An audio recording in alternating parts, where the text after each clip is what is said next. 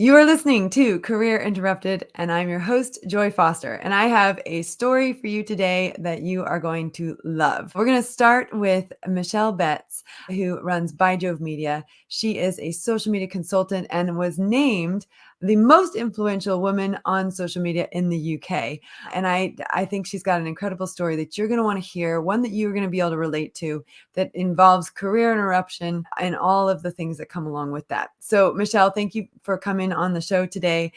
Please describe to us how many career interruptions you've had and tell us a little bit about them. So I've had two main career interruptions. I had the first one when I went off to university and decided, I'm not sure many people decide they're bored at university, but I think after a term I was bored at university. So I went off to the world of work, where I then stayed for 12 years, 12 long years, but 12 enjoyable years. And I did some qualifications while I was there, moved around the business, and then I had my big career interruption where I went on maternity leave with my daughter, who rather scarily, I realised just before we started, is about to turn 19. So yeah, 19 years ago, I had that big career interruption with going on maternity leave. And what was it like for you when you went on maternity leave? Because you loved the job you were at, and it sounds like you wanted to stay there, you wanted to come back to it, but there were some things that when you were on maternity leave, you realized going back was probably not as much of an option as you thought it was going to be. I think exactly that. I was very much to the business. You need to keep my desk, you need to keep my office, keep my team, just keep everything ticking over. I will be back. I'll have the shortest maternity leave ever. And I had my daughter, and I had postnatal depression. My mum had sadly passed away a year before I had my daughter.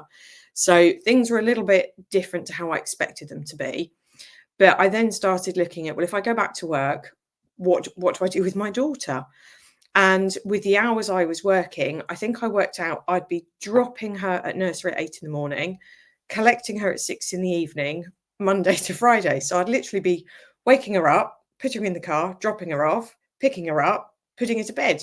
So I was a bit like, what was the point in having her if I'm never going to see her? So I spoke to work and went, we look at part-time, job share, and we're looking back 19 years.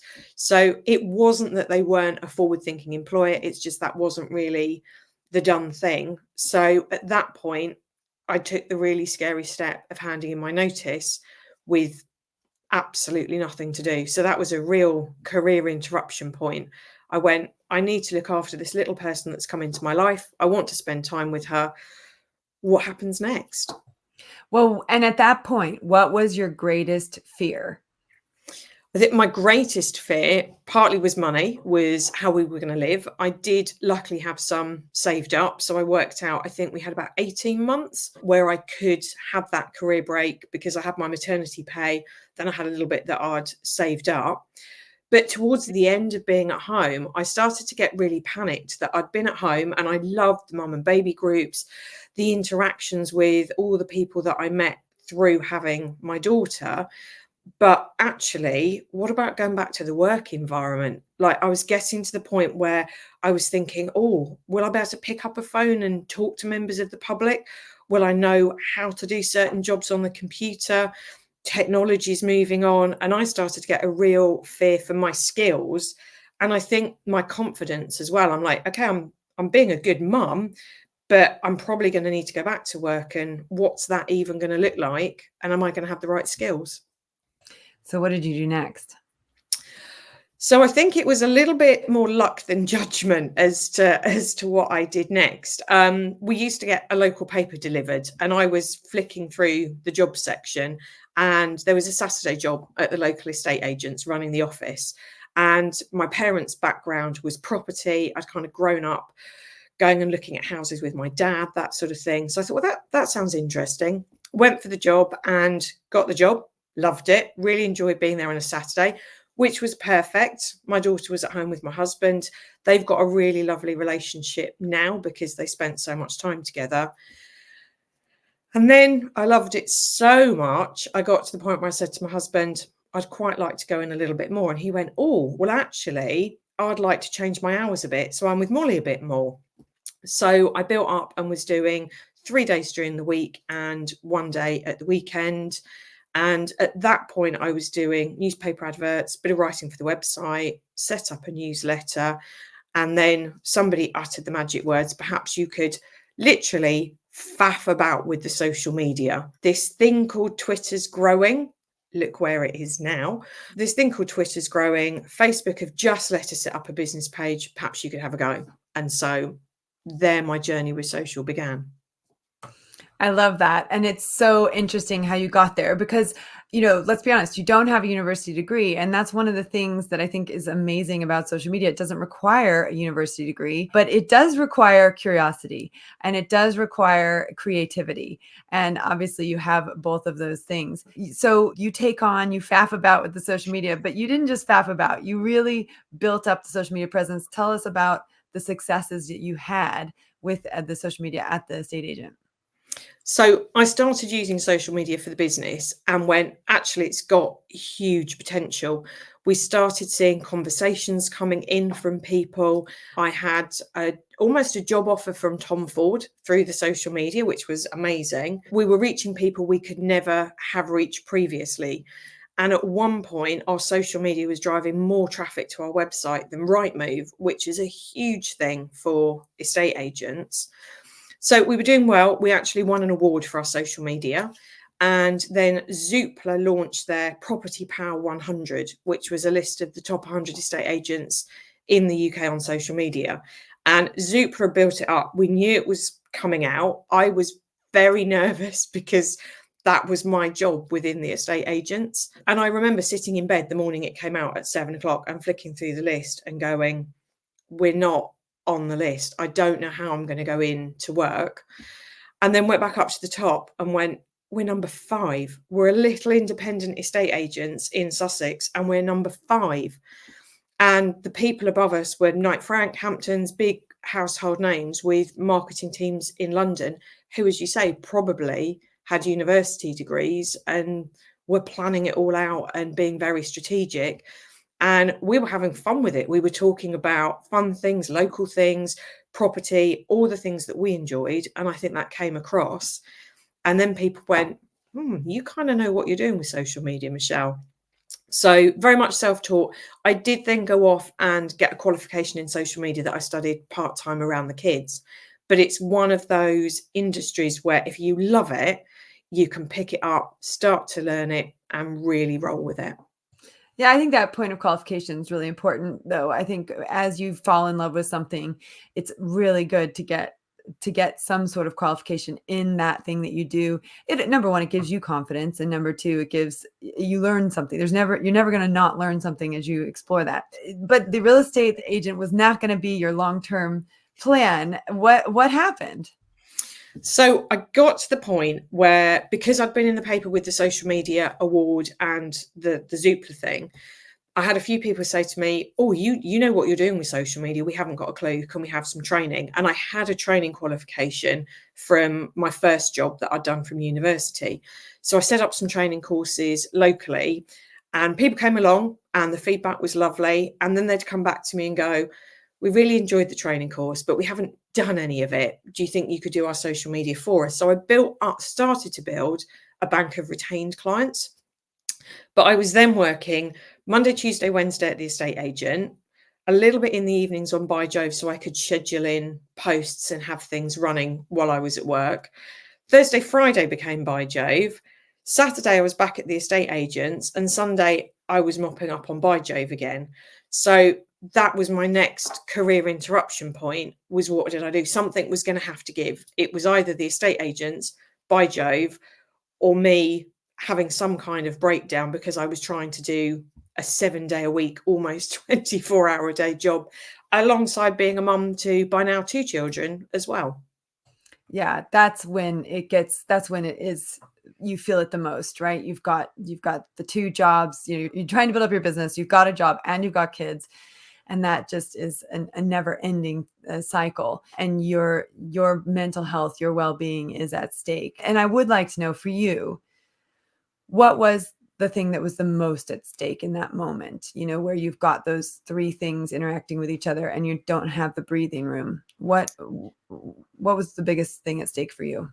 I think the biggest thing at stake for me was my family, because I'm a great believer, if you don't look after yourself, how do you look after other people? It's that whole put your own oxygen mask on before you help other people. And it was getting to the point where I knew my reserves were being depleted and I probably couldn't be the best person that I needed to be. But there was the worry, if I made the break to go self-employed after all those years of employment, that's quite scary. You lose that whole payday weekend and pension, sick pay, everything, the support of the team. That's a big, scary step to take. Or do you play it safe, but know that your heart lies somewhere else because you really love doing the business that you've started to grow? What was your biggest doubt about going building up your own agency and if doing social media management initially and then social media consulting, which you're doing now? What was your, obviously you had fears, and so I'd like to know that, but the fear and the doubt, what was playing on your mind as you made that decision? I think the fear and the doubt, my dad had his own business and he was saying to me, stick with the estate agents. It's a good job. It's really hard running your own business. And I was very nervous about that. And to have the confidence to start your own business when you've been employed for that length of time is really quite scary. It's a very brave step to say, I'm going to step off that wheel of employment and go self-employed. And you need to make a certain amount of money each month to live. So there's a huge concern around, am I going to make enough money to support the family? We need me to be bringing in a wage. How's that going to work? So there was a lot of self-doubt there as to, I've never run my own business. I've got somebody saying, don't do it. I've got the worry about the money. What do I do? I need that belief in myself to make that break and take that big, scary step. And how did you navigate that? How were you able to make that break, take that step? What was the thing that you were telling yourself? What kind of support did you have? I think support is the really key word there, Joy. I had joined a local networking group that I was networking for the estate agents and as by Jove, and the people in there were phenomenal. I was looking at people who'd been running their own businesses for a number of years, people that had taken that step that I'd done, and they let me pick their brains, they let me brainstorm with them, and their peer support and their mentoring was phenomenal. There's a couple of people I'm still in touch with and they remind me of the day. One of them says, do you remember I sat with you and I actually pressed the button on send on the email that handed in your resignation? I'm like, yeah, I remember the cafe. I remember us sitting there. I remember you almost holding my hand. Wow, I sent that resignation. And if I hadn't have had that support and that belief, that would have been a really difficult step to do. But I had a group of people that I could put my hand up and say, can you help me? I don't know how to do this. Oh, how do I do that in business? And I think I'm now getting overwhelmed in my own business. What do I do? And they're like, well, have you thought about outsourcing things like your account? No, perhaps I need an accountant. So that support from other people that had done it was unbelievable. And I think that's probably a big takeaway, is if you can surround yourself by an amazing support network, go out, find a networking group that works for you, a group of people that are really there for you. That's so critical. And I can't agree with you more on that one. I have been that person who has sat there while someone sent in a resignation. I've been that person who sat there while someone, sent their first invoice. I've been there while someone sent their first newsletter. And it's so important to have that support around you. What is the most surprising thing that came out of all of these career interruptions? Obviously, you've set up your business and you've taken the plunge. You're conquering all the fear and doubt, the fear of failure, the doubt of it not working out. What's the most surprising thing that happens to you? I think the most surprising thing is the companies and the people that I've been able to work with. I did have a very strange one. I do Google all of my clients now before I start working with them. But I had a consultant who I was working with alongside a business I was going to be supporting. And we had a very urgent need to have a conversation because one of them was going to be doing some stuff with the Prime Minister. So I was like, well, that's very exciting. But I had a phone call with this person and they said to me, so I was involved with this TV program and I run a charity and named another celebrity. And I'm like, okay, we're kind of bigging ourselves up there. You probably were a runner on the TV program and maybe you built the website for the charity. So I had the whole conversation with them and finished. And my husband said to me, he said, was this their surname? And I was like, yeah, how did you know that? And he said, well, let me show you this YouTube video. Did they sound like this? And I'm like, yes. He went, that's who you've just been talking to. And I was like, that was a real pinch me, because I was like, yeah, you just wrote the website, run her on the TV program, and then went, oh, actually, no, you did do exactly what you said you did. And my first meeting with them, I was going to a restaurant to meet the company. And when I got there, I got taken out to a private terrace to have afternoon tea for two with this celebrity, because the company were very busy talking to investors and cracking on with what they needed to do. So that was a very strange, surreal moment, having afternoon tea on a one-to-one basis with this person. And actually that meeting forms, I'm writing a novel, which I'm very excited about, but that forms the basis of the beginning of the novel for my social media consultant character. I love that so much. That is such a great story. Okay, so I have to ask, your company's called By Jove. Where did that come from? A lot of people ask me about the name. When I was younger, I spent a lot of Saturdays at my grandparents' house, and I used to watch. They kind of had a film on a Saturday afternoon. I think it was on BBC Two. We had very few channels at that point, and my granddad would always put on some kind of Second World War film. And if you've ever watched them, they're all very kind of tally-ho chaps, by Jove. And I think that little phrase, by Jove, stuck with me all the way through my life.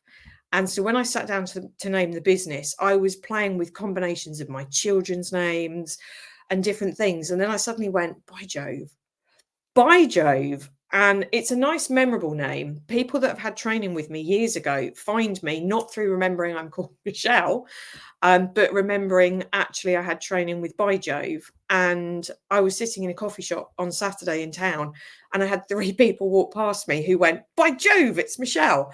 So it's really stuck, and I love it. And I've recently rebranded, and the only thing I said to the graphic designers they couldn't change was the name.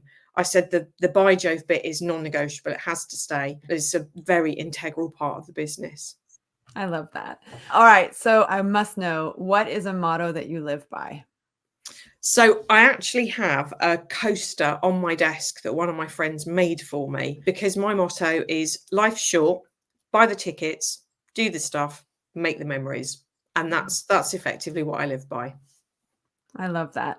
Thank you so much, Michelle, for coming on and sharing your story. Career interruptions are, they are so normal in women's lives, and we need to talk about them, and we need to talk about how we navigate them. And you've really done that for us today. If people would like to find out more about you, where would they do that?